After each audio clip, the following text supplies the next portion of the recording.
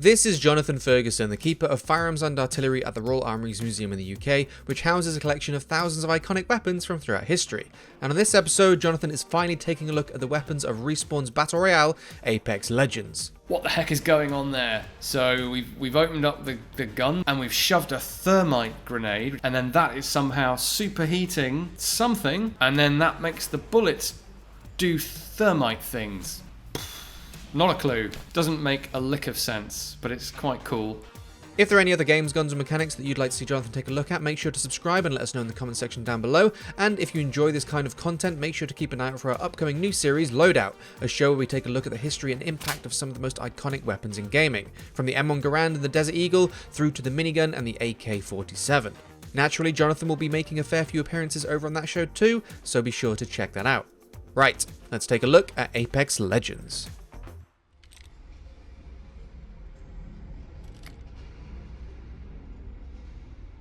That's a very interesting looking design. We've got some kind of proton pack looking electrical cables and widgets and greeblies on there. The thing I noticed, not right away but pretty quickly, was there's a weird kind of inverted flipped AK selector lever. It looks just like an AK safety selector lever, kind of stretched and slapped on the other side of the gun, on the left side. I think someone thought that that was a visually interesting component, or control rather, and wanted it on their design. But it's kind of it's distracting because my brain is geared to spot stuff like that, so it's a little distracting for me. And then we've got Alien/Halo style ammo counter as soon as we go into first person view, and we've got indicators for rate of fire, currently on full, as in full auto, presumably, we're about to see.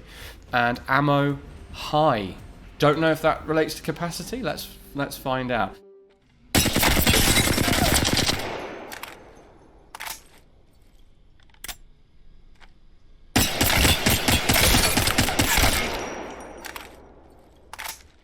Okay, so we have got a few other styling cues from the AK, kind of, and that is why, having seen a picture of this thing, why I chose the bullpup AK that's behind me there. This is the Chinese Type 86S, which is a commercially offered self-loading rifle, essentially.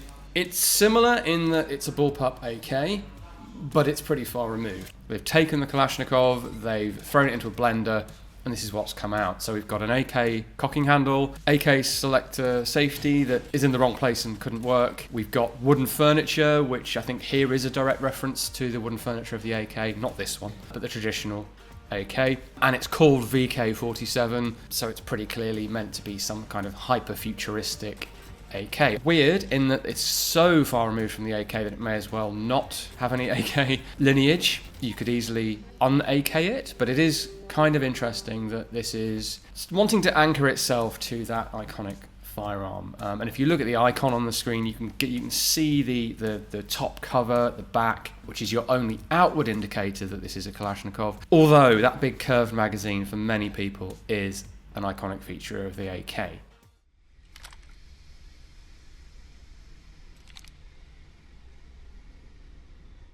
Right, next up we've got the Hemlok. I know that because it says Hemlok series on the magazine. Now this really does look like someone's been squinting at pictures of an FN scar. Similar coloration, black and olive drab or desert tan, especially at the rear, the buttstock, the way the buttstock slopes off, just the general configuration of the thing is reminiscent of the scar, but it's so different in detail. Every single detail of the thing is different. They haven't carried over any specific components or even angles, lines. It's just an overall impression of what a descendant of the scar might look like, and I suspect that's what they were going for. Something that does make it look more futuristic is the very large magazine well. Now we don't really see that on real world infantry rifles, except where there's a grenade launcher unit mounted to them that kind of artificially extends the depth of the magazine housing. But it really does make it look a bit futuristic compared to most guns, where frankly you want the minimum amount of metal or polymer to support and guide in the magazine. You don't want it sticking out the bottom. It makes the gun bulkier when the magazine isn't fitted, and might make it harder to get the magazine out. It's less likely to drop free if there's more material for it to get caught on the way down, or friction to slow it down.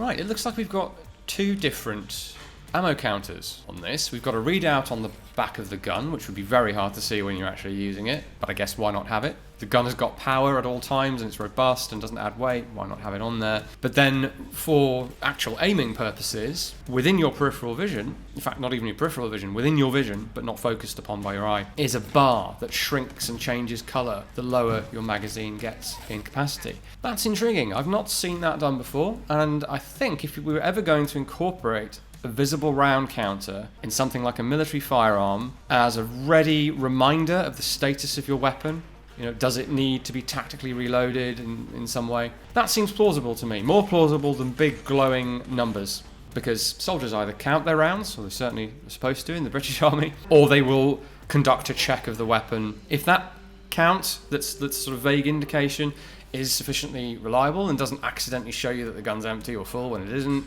I could see that being integrated.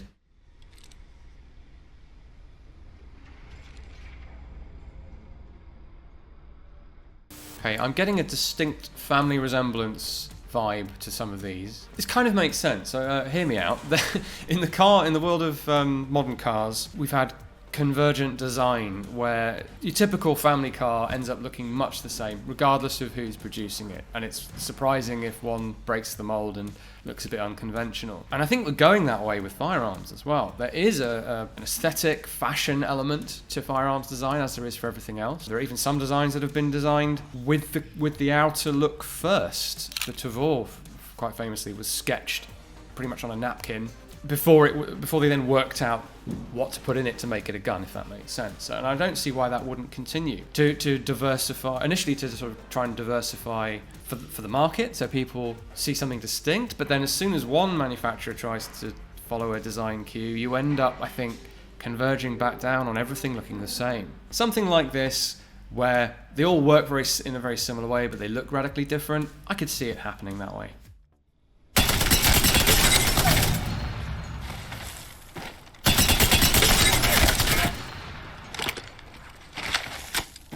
Right, next up we've got a spacey reinterpretation of something like a Minimi, or maybe more accurately a Knight's Armament stoner type machine gun, something of that nature. So seeing this actually run, it behaves like a belt-fed weapon and it looks like an LMG.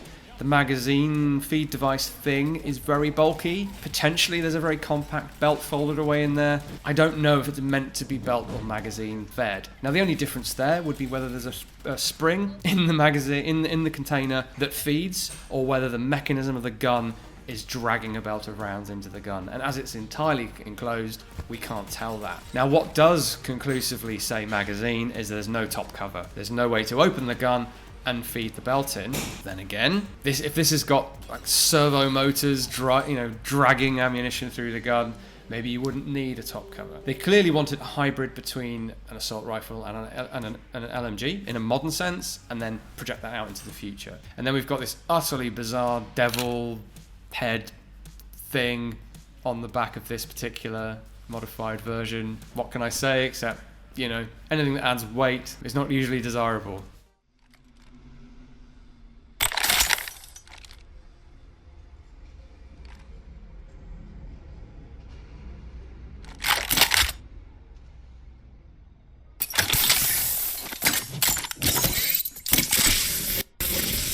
What the heck is going on there? So we've opened up the gun that apparently does fire bullets from a sort of a drum mag at the back, and we've shoved a thermite grenade, which I've seen being used in the footage. That gets shoved into the action somehow, even though bullets have to get from the back of the gun to the front of the gun.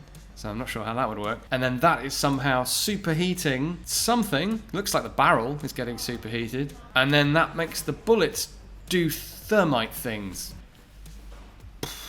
Not a clue. Doesn't make a lick of sense, but it's quite cool. Let's see what damage it does. Got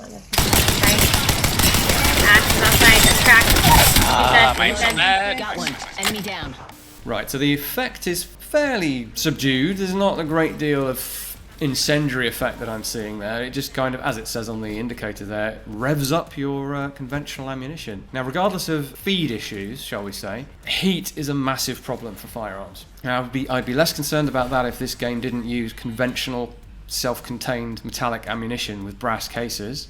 If it used some futuristic ammunition system, I could get my head around it a bit better. I'm guessing the guns have some sort of cooling system built into them. This one must, because if your cartridge gets red hot, as we're seeing here, you know, thermite's damn hot. Really, really hot. That's how it works. Burns down through things. What happens is the round goes off. You don't have to hit the primer in the back of the case to set it off. If you leave it in a fire or shoot it in a very hot gun. This is why machine guns are typically open bolts, so that there's air able to circulate and stop what's called cook-off, where the round just blows up. Because if that happens before the bolt's locked, the gun will explode, do it damage, potentially do you damage. So deliberately applying super heat to your firearm is a bad idea.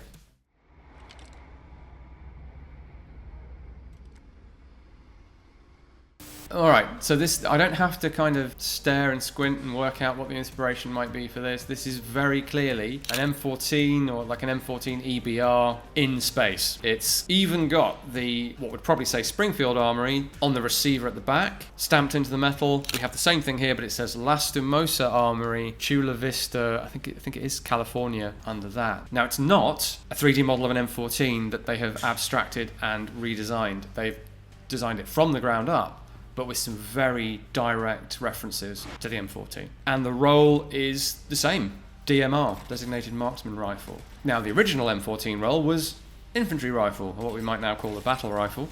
So this isn't so much based on that original infantry version of the M14, long barrel wooden furniture, shotgun style stock. Oh, this does still actually have a shotgun style stock, just a very sci-fi looking version of it with a cheek piece. Shortened barrel, but still capable of enough accuracy and crucially to deliver 7.62 NATO level firepower out to medium range, 600 to 800 meters, something like that. Now this isn't doing 600 to 800 meters in game because ranges in games are inevitably contracted.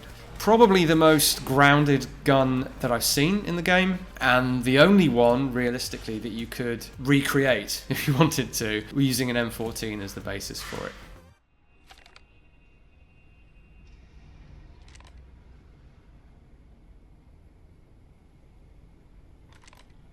Alright, nice, another nice sci-fi design here. Bullpup, DMR. Now it says triple barrel marksman rifle. There are multiple barrel rifles. One or two made for, just because they could, the manufacturer could, and people would buy them for fun, essentially. And then a couple of trials rifles over the years. The idea being to effectively combine the effect of a shotgun and a rifle by giving you rifle range and ballistics with a fixed spread of shot at a distance. So one easy way was to increase the number of bullets in the cartridge, and then they did look at dual barrels for the salvo program as well. There is precedent for this, but there is no successful military rifle that uses 2 or 3 barrels, because the barrel is a large amount of the weight of a given firearm. So you'd better be getting some seriously important effect out of the thing to put 2 or especially 3 barrels into it.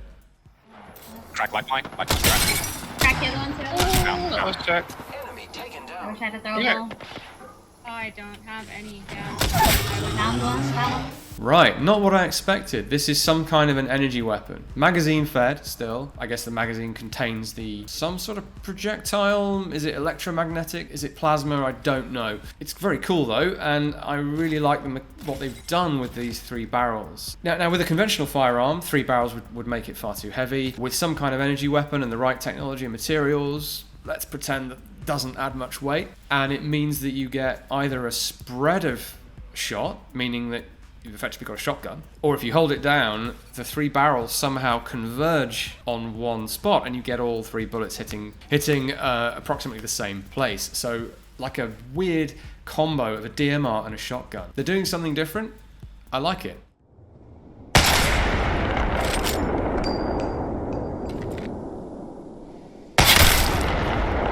Another very sci-fi looking design. The side-mounted magazine brings to mind, well, things like the Gepard anti-material rifle, the Neopup 20mm, again an anti-material rifle, and perhaps that's the better comparison because this is clearly meant to be a very man-portable, non-crew serve type. I don't know, is it an anti-material rifle? Now you can run a Barrett on your own as well. People have proved that. So it only stands to reason something like that would get lighter and more wieldable in the future as well. However, what's a bit odd and goes against this being a futuristic AMR is the manual operation. Very clearly in the game to balance the very high power of the gun. Incidentally, I like the bullet-shaped round counter on this one. There's no reason why this would be straight pull. It should be self-loading. If anything, self-loading tends to reduce the felt recoil on the shooter because it slows down how long that recoil takes to hit you, essentially. But it's a cool design, and you know, you've got to offset the capability of a weapon somehow. Either make it one shot only and even more powerful, or give it a magazine and make it straight pull bolt action.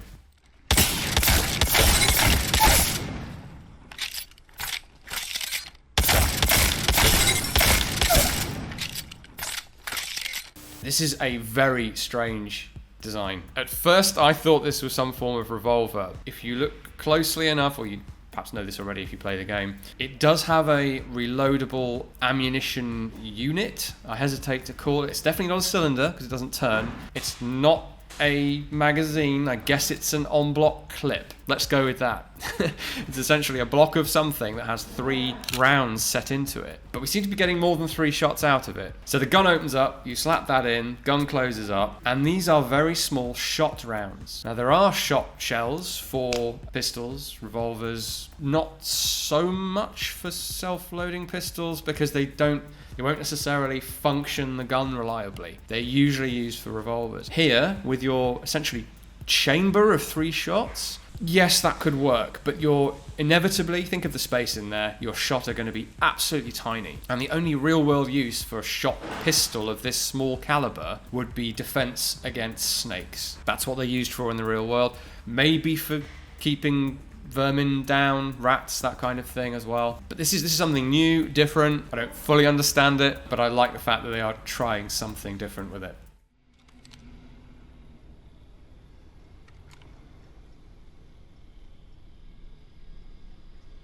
A sort of unholy hybrid here of a break-open shotgun, a lever-action shotgun, and some sort of space gun. Because we've got a lot of glowing blue stuff here, crackling electricity along the barrel housing thing, and a blue ethereal glow when you eject the clip, I think it is. I think it would probably technically be, but it is firing shot, so whether there's an electromagnetic assist going on or that's how they're accelerated, and there's no gunpowder, don't know, but it does go bang when you shoot it. Regardless of all of that, I have no idea why it has a lever, why you would need a lever to cycle rounds that are already in the chamber, other of course than just looking cool.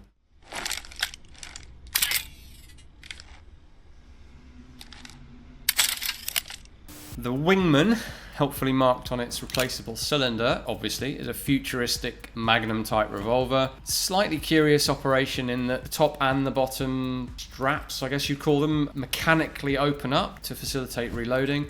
I'm not sure why the bottom one needs to open for that to happen. And in fact, if there's enough room for the cylinder to revolve, I'm not sure why you need the top strap to lift up either. But it's a visual interest thing, I assume. Now, that raises the classic question of why bother? It doesn't matter how futuristic this revolver is, it still can only fit 6 rounds in its cylinder. We have, standard pistols, compact pistols have 15 rounds in the magazine now, so why would you compromise with 6? You'd better be getting armor penetration for some reason, some kind of enhanced power that a self-loading pistol couldn't handle for whatever reason. Doesn't really make sense. Crack, full crack, one down. Yep. Got her. As always, if you'd like to support the work we do here at the Royal Armouries, have a look at the description for this video and you can find out how to do that. Either way, I'll see you next week.